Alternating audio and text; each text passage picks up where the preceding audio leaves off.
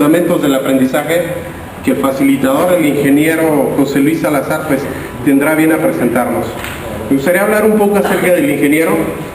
José Luis García Salazar es ingeniero químico industrial egresado del Instituto Politécnico Nacional. También se ha graduado en la maestría de Administración del Instituto Tecnológico Autónomo de México, el ITAM, con especialidad en Desarrollo Organizacional. Ha participado en varios congresos y conferencias de especialidades en los Estados Unidos de Norteamérica, principalmente con el Dr. Deming, el Dr. Juran y en el Instituto Wilson Learning, habiendo sido además miembro del Instituto para la Creatividad en Buffalo, Nueva York. Trabajó durante 15 años para empresas del grupo CITSA en áreas de manufactura y diversas funciones en el apoyo al capital humano en dichas organizaciones. Además participó en programas de formación de líderes en círculos de control de calidad y en el proceso de mejoramiento continuo hacia la calidad total. En la actualidad es consultor independiente y ha sido expositor en conferencias en el IMIC, ANIC, la CONCAMI, institutos y universidades públicas y privadas. También ha fungido como catedrático en diversos diplomados en el ITAM, el Instituto Tecnológico de Estudios Superiores de Monterrey, la Universidad del Valle de México, la EPC y la Universidad Iberoamericana.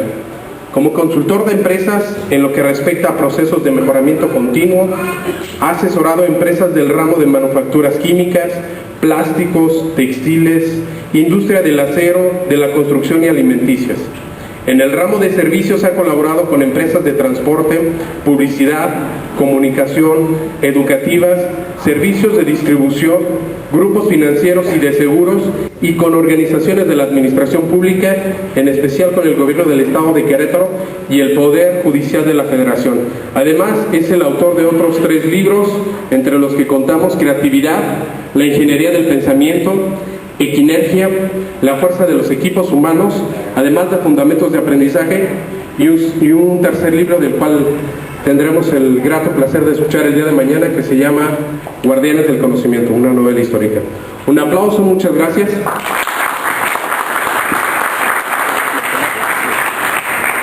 Vamos a aprovechar en esta ocasión a los asiduos asistentes a la biblioteca. Hay una persona que se ganó mi primer libro, que se llama Creatividad. Entonces, quiere hacer favor de entregar ese libro, y si quieres explicarnos más o menos cómo va a ser el procedimiento para si se hace rifa o... Claro que sí. Buenas tardes, soy Ana María Licea, encargada de la biblioteca pública. El señor José Luis nos donó tres libros a la biblioteca especial. Bueno, nos dio 3 libros para que nosotros, responsables de la biblioteca, escogiéramos a los 3 usuarios más lectores de la misma, pues. Y en esta ocasión le pedimos a las 3 personas que asistieran para que él nos hiciera el favor de entregarlos personalmente. Hasta ahorita nada más tenemos a una, es la señora Leticia Plasencia, quien nos va a hacer el honor de levantarse para pasar con el señor José Luis, para que él mismo le entregue su libro, que bien merecido se lo tiene.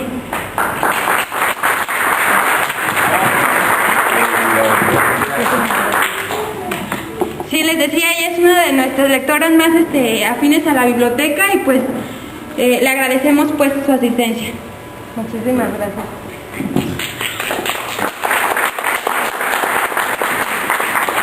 Bueno, me da mucho gusto estar aquí con ustedes, y antes que nada quiero agradecerles su tiempo, el que hayan, pues a lo mejor tenían otras ocupaciones, y pues que dediquen esta hora y cuarto, 1:20 que vamos a estar juntos reflexionando, pensando en algunos puntos que probablemente nos puedan ayudar a aprender algo, a aprender más cosas.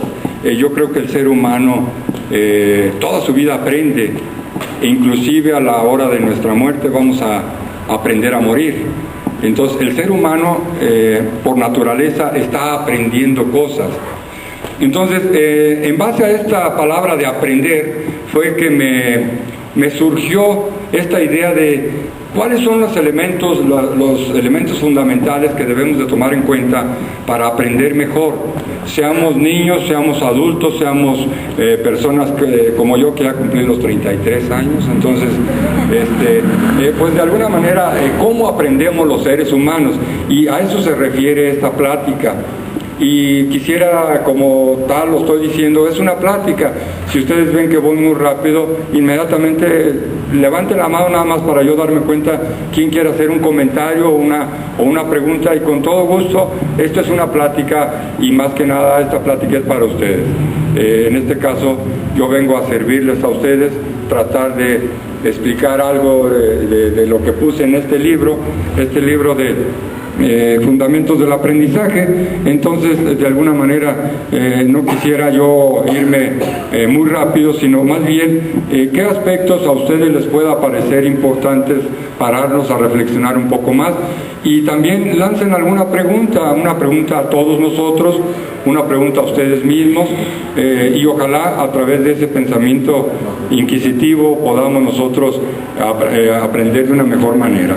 Entonces, este libro yo lo basé, y yo dije, permítame tantito, déjenme nada más.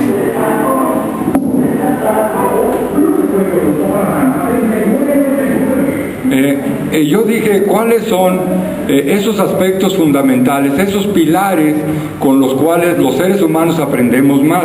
Entonces yo dije, estos 6 puntos para mí son fundamentales para saber cómo aprendemos y entendernos mejor como personas, para aprender mejor. Yo dije, bueno, la percepción, vamos a hablar al ratito, les voy a explicar en qué consiste esto. La percepción, nuestros sentidos, que es una de las principales formas en las cuales los seres humanos aprendemos. La atención, o sea, el punto importantísimo. Uno de los grandes problemas en la educación es que los jóvenes, los niños, los adultos, no ponemos atención al aprendizaje. Entonces, esos factores, yo creo que si le ponemos ahora atención a estos 6 puntos, obviamente nos vamos a poder ser mejores aprendices de cualquier cosa en la vida. El tercer aspecto sería nuestras modalidades de pensamiento. Nosotros pensamos de manera diferente. Sin embargo, hay que ver cuáles y en qué consisten estas formas de aprender. El siguiente aspecto es las inteligencias. Hasta hace unos años, unos 10, 15 años, se creía que solamente teníamos una inteligencia. Pero el señor Howard Gardner nos dice que en lugar de una tenemos 8, y ahorita ya hay otros autores que nos están diciendo que tenemos más inteligencias. Bueno, entonces, ¿cómo vamos a conjuntar todas esas inteligencias? Y primero entender qué significa inteligencia. Después viene el estilo de aprendizaje. Todos los jóvenes, los niños, los adultos, aprendemos de diferente manera. Ahorita lo vamos a ver, cómo nos gusta aprender y cuáles son esos estilos de aprendizaje, para que estemos conscientes de esos estilos y sigamos reforzando aquel en el cual nosotros somos fuertes. Y por último, en este caso, de estos 6 fundamentos, de estos pilares del aprendizaje, sería la memoria.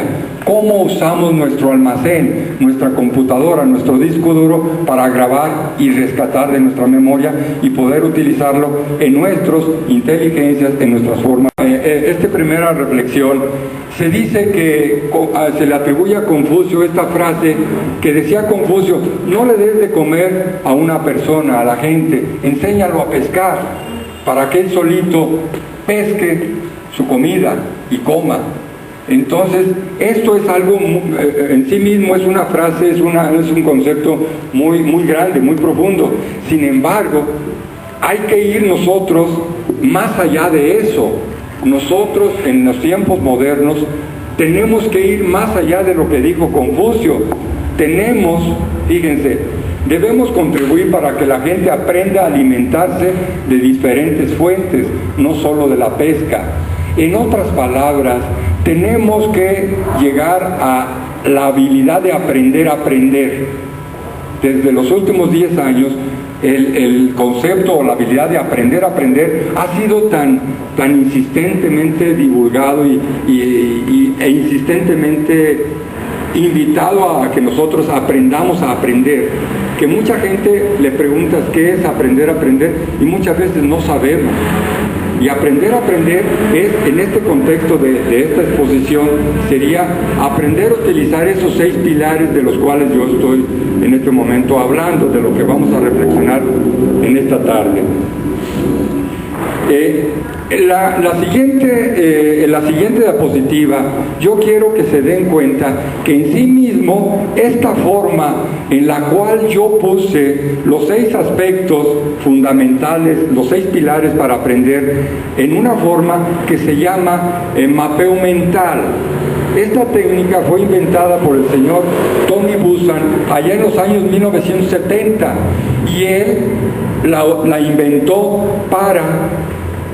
Cuando él asistía a conferencias, él iba a una plática, a una conferencia, y al centro de una hoja, en una sola hoja, ponía el título de la conferencia a la cual estaba asistiendo, o una clase en la universidad o donde fuera, y después iba poniendo en diferentes puntos los aspectos más importantes que estaban referidos a la conferencia que estaba asistiendo. Entonces, a través de esta exposición, quiero utilizar este mapa mental para hacer la explicación. Vamos a hablar entonces de los 6 aspectos fundamentales que ya hablé, y al principio también quiero brevemente comentarles lo que en la introducción tenemos en el libro. En la introducción, yo lo que puse en la introducción, en primer lugar, sería cuáles fueron las aportaciones que han hecho diferentes personas, culturas y civilizaciones que ha habido desde hace más de 3.000 años en el mundo. Y ojalá le pongamos atención a eso. En esta parte, en qué han contribuido muchas personas a través de la historia. Y vemos en primer lugar que el primer documento escrito, que está de manera ahora sí que literaria, escrito y descrito, digamos, en documentos, es la epopeya de Gilgamesh. Fue un rey que hace 2700 años antes de Cristo vivió allá por la Mesopotamia, por aquellos rumbos. Entonces esta persona fue de su vida, 200 años después de que vivió, o sea, hace 4500 años, una persona escribió. Y entonces esta persona que escribió fue el primero de los primeros que empezaron a aportar algo al sistema educativo que ahora gozamos tantos avances. Entonces hay que tomar en cuenta desde esas personas que empezaron a escribir la historia y empezaron entonces a decirnos que cualquier materia que hay que aprender se tiene que tener documentada para de ahí estar aprendiendo. Después de Gilgamesh viene Homero con la Ilíada y la Odisea, digamos hace 3.000 años, y después las fábulas de Esopo.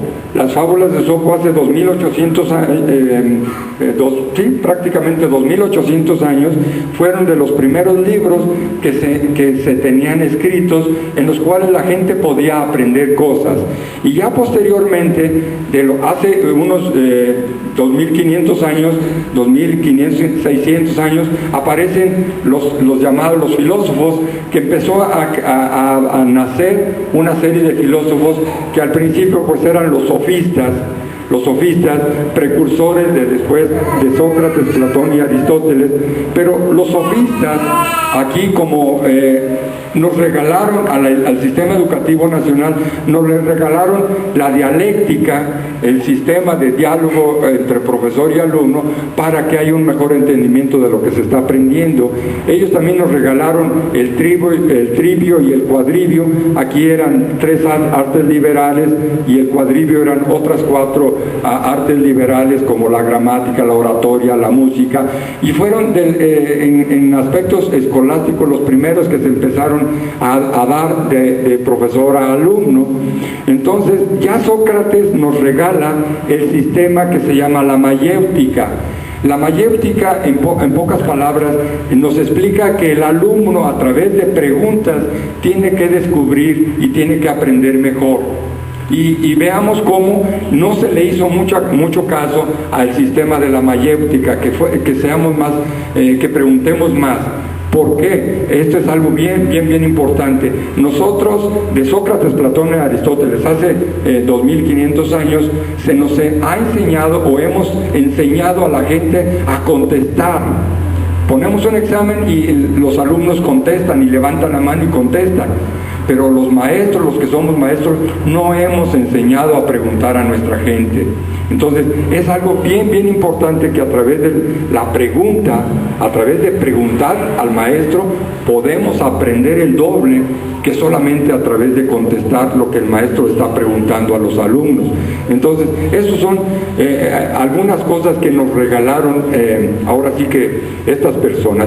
Debido al tiempo que tenemos aquí 1:20, pues realmente no puedo explicar todos los detalles, pero después de Sócrates, Platón y Aristóteles, que son realmente los fundadores del sistema educativo de Occidente, obviamente tomado de otras culturas como la China y la hindú, pero ellos fueron los que fundaron el sistema educativo, el sistema para aprender. Después vienen los griegos, le pasaron a Roma la estafeta, y de Roma en Europa la época medieval y el periodo del no aprendizaje. Después viene el Renacimiento, después de los años 1600, 1700 viene ya el método científico, la Ilustración, que a través de la publicación de una enciclopedia muy grande fue como se difundió más fácilmente el sistema educativo en todo el mundo. Y después viene ya en la época contemporánea con maestros que han contribuido al sistema educativo ahora sí que internacional en el mundo, sobre todo en el mundo occidental, con Piaget y Montessori, y ya estamos hablando de nuestra época con nuevamente el mapa mental que les estoy explicando es de la introducción. También quiero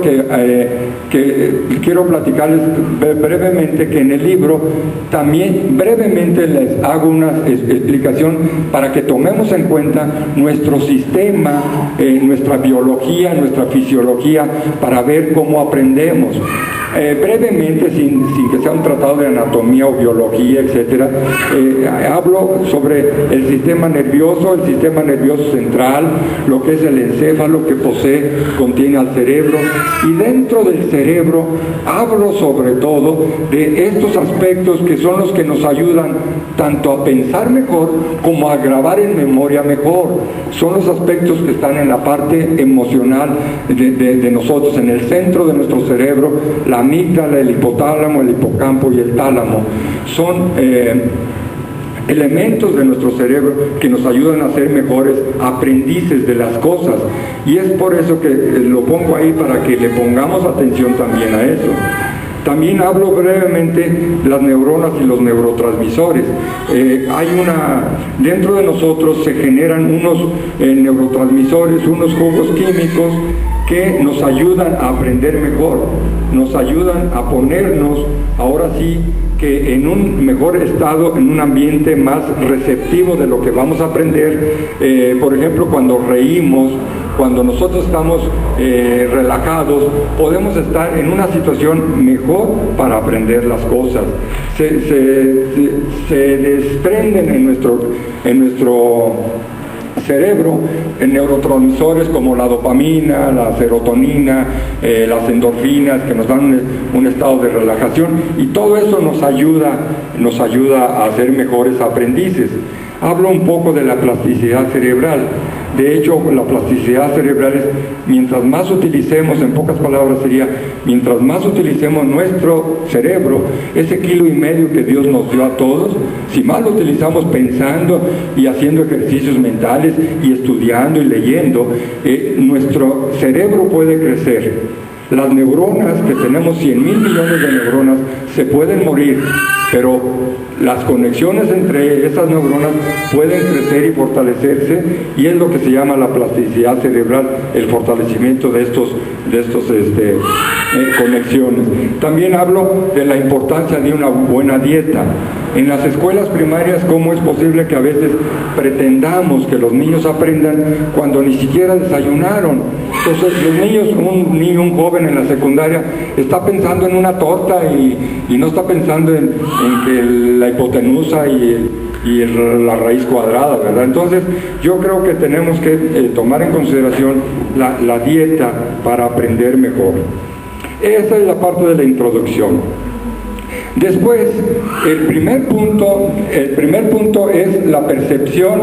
Entonces, después de la percepción, acuérdense nuevamente, nuestros 6 pilares del aprendizaje son la atención, el pensamiento, las inteligencias, los estilos de aprendizaje y la memoria.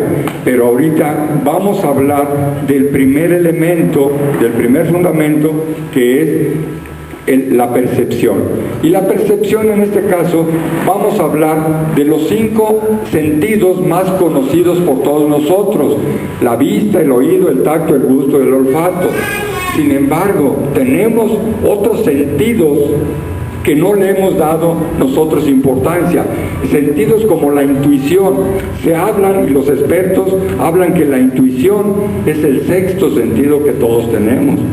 Pero hay unas personas que la tienen desarrollada más, la intuición, y hay otros sentidos, como es el sentido de la orientación, el sentido del equilibrio, muchos sentidos que no hemos tomado en consideración. Entonces, ojalá pongamos atención ahora sí a este primer aspecto, que es la percepción. El siguiente comentario que quiero hacer es que nosotros hemos aprendido en la vida.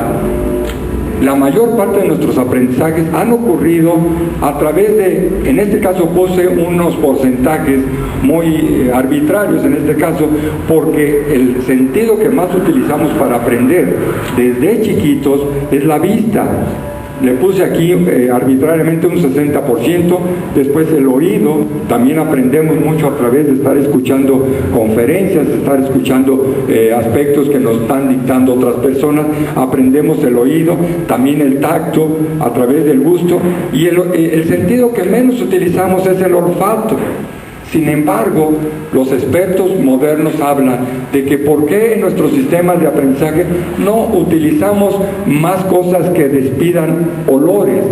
Por ejemplo, en un lugar donde estemos aprendiendo, estar a lo mejor estudiando algo y pelando una naranja, para que el zumo, el olor al zumo, el olor de una flor, el olor de incluso otras cosas que son un poco más fuertes, como la cebolla, por ejemplo, a través de los olores que despiden y que nosotros los captemos, podemos estar captando y grabando en memoria más fácilmente. Sin embargo, son cosas que probablemente no le demos importancia a los sentidos. Tenemos otros sentidos, como es la sinestesia, que es un sentido en el cual las personas confunden. Por ejemplo, hay personas que ven las notas musicales. Suena un poco raro para la explicación, pero hay personas que están viendo una nota musical u oliendo algo que perciben en otro sentido. Por ejemplo, pueden oler un sonido, cosa que a nosotros lo estoy diciendo aquí y muchos van a decir, eso está loco, ¿verdad? Entonces son sentidos que existen en nosotros. Otro sentido es la eidéctica o memoria fotográfica. La memoria fotográfica, todos los seres humanos lo poseemos y lo perdemos a partir de los 2 años. Un bebé, los niños, los más chiquitos que están aquí, ellos captan, entran a un lugar y saben inmediatamente a qué persona le pueden sonreír o a qué persona no. Es como si vieran todo el ambiente de las 40 personas, 30 personas que están, y saben a qué persona sí le pueden sonreír, porque esa persona les va a regresar la risa. Y un niño generalmente no se ríe con una persona que sabe que no les va a contestar la risa, la sonrisa, ¿verdad? Entonces, los niños en ese caso son más inteligentes probablemente que nosotros. Sin embargo, es algo que nosotros perdemos. El concepto de déjà vu, que es un sentido, que es algo que se puede traducir como algo ya visto. Cuando alguien dice, oye, yo ya vi que esa persona que se está subiendo esa escalera, ya vi antes, ya viví que se cayó, y al ratito de eso, ¡pum!, la persona esta se cae de la escalera. Son cosas que el déjà vu es algo como un sentido premonitorio, ¿no? Algo que podemos sentir que se hizo antes y no sabemos cómo funcione, porque una visión de futuro, en nanosegundos. Así es, muy rápido. Es muy rápido, es un fenómeno que no se ha dado, pero se va a dar. La transición es rapidísimo. Y no sabemos lo que no sucede va a suceder. Así es. Tú ya lo dices. Así es, sí. Y entonces, pero no sabemos explicar con lenguaje. Ese sería el punto. Y aquí el concepto de meme es un concepto que es un poco también difícil de explicar, pero les voy a dar un ejemplo. El concepto de meme está relacionado con el concepto de gene. Nosotros, nuestra historia genética a través que nos heredan nuestros padres y abuelos en nuestra fisiología, vamos heredando ciertas características. Bueno, el concepto de meme es lo que se va pasando a través de ideas que se pasan a través del cerebro. Por ejemplo, el meme del cristianismo tardó 300 años en rebasar el poder de los romanos. Entonces son ideas que van creciendo y a través de grandes sistemas de comunicación se van transmitiendo esas ideas. Por ejemplo, ahorita que tenemos el internet, me mandan a mí un documento, una presentación, y yo la reproduzco a toda la gente que está en mi correo electrónico, todas mis direcciones, y entonces vamos divulgando ideas muy rápidamente. Otro concepto de meme es el concepto el meme del comunismo, pues tardó 120 años en pasar del libro de Marx a llegar a contagiar a 2.000 millones de personas en el mundo. O el meme del nazismo tardó unas 2 décadas en llegar a muchos millones de seres humanos, y que después ocurrieron cosas catastróficas.